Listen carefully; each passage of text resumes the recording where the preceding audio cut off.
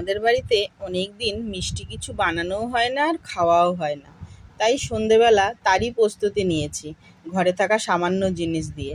প্রথমে নিয়েছি ময়দা 1 বাটি, হাফ বাটি সুজি, তার পরিমাণ মতন চিনি, আর 200 ml দুধ দিয়েছি তাতে। আর এই হাতে ডোলে কয়েকটা মৌরি ফেলে দিলাম, আর একটু করে নুন দিয়ে দিয়েছিলাম যাতে একটু ভালো টেস্টটা হয়।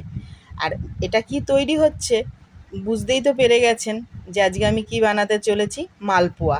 আর 10 মিনিটের জন্য মেখে রেখে দিয়েছি। 10 মিনিট পরে আবারও ওটাতে একটু বেকিং পাউডার দিয়ে ভালো করে মিশিয়ে নিলাম, এখানে একদম ভালো করে ঘুরিয়ে ঘুরিয়ে। আর এইদিকে কড়াইতে সাদা তেল গরম করতে বসিয়ে দিয়েছি, আর তার উপরে একটা একটা করে হাতায় করে দিয়ে দিচ্ছি।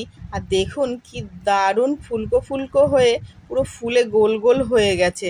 আর এপিট ওপিট করে একদম লাল লাল করে ভেজে তুলে নিচ্ছি সব একটা একটা করে।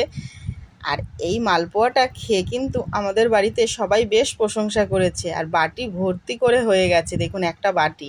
আপনারাও বাড়িতে বানিয়ে ট্রাই করুন আর কমেন্টের মাধ্যমে জানাবেন কেমন হলো।